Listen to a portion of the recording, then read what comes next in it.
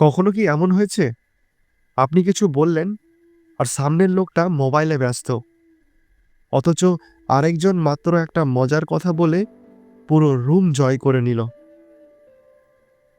আপনি চাইলেই হতে পারেন সেই মানুষ যাকে সবাই মন দিয়ে শোনে।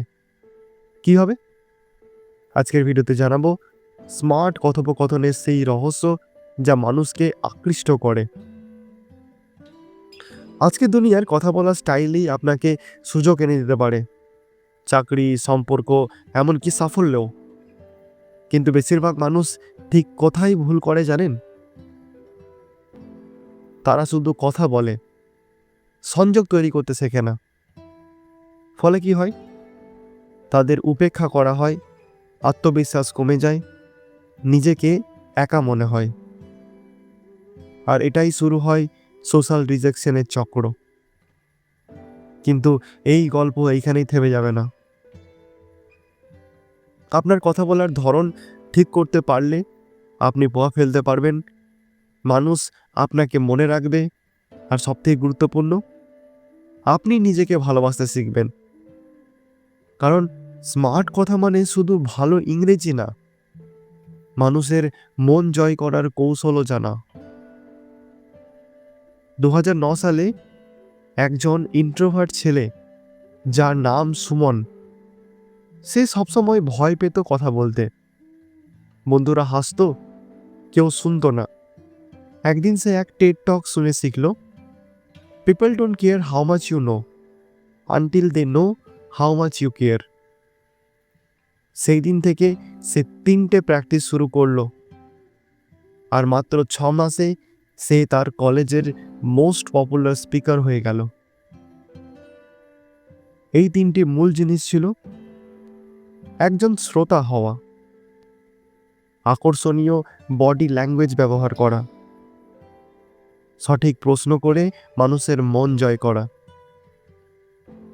এইগুলোই আমরা শিখব ধাপে ধাপে। তাহলে স্টেপ 1, অ্যাক্টিভ লিসনিং, মনোযোগ দিয়ে শোনা। মানুষ শোনার চেয়ে বলতেই বেশি পছন্দ করে। আপনি যদি মন দিয়ে শোনেন, তারা ভাববে, উফ, এই মানুষটা আমাকে বোঝে, এবং তাতেই আপনি বিশেষ হয়ে উঠবেন। Step 2, mirror technique. সামনের মানুষটিকে আয়নার মতো আচরণ করুন। যেমন কেউ যদি হাত ভাঁজ করে থাকে, আপনিও একটু ভাঁজ করুন। তারা যদি ধীর গতিতে কথা বলে, আপনিও ধীরভাবে কথা বলুন। মনস্বস্ত বলে, এতে ট্রাস্ট বাড়ে।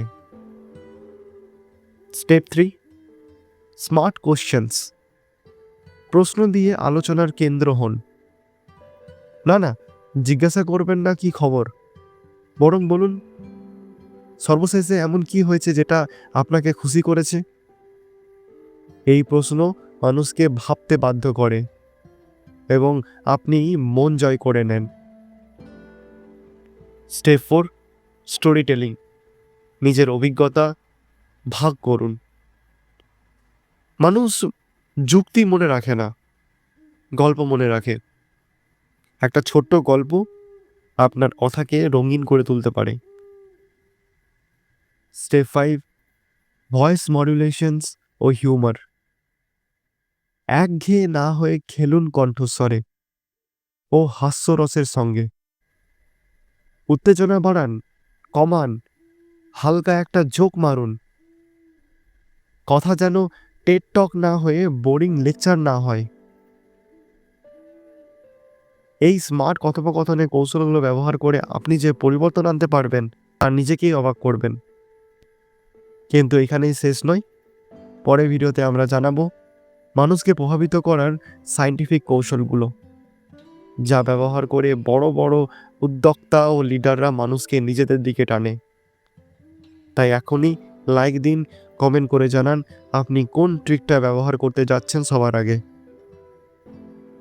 আর অবশ্যই সাবস্ক্রাইব ও বেল আইকনটা টিপে রাখুন, কারণ আপনার জীবনের পরিবর্তন এখান থেকেই শুরু।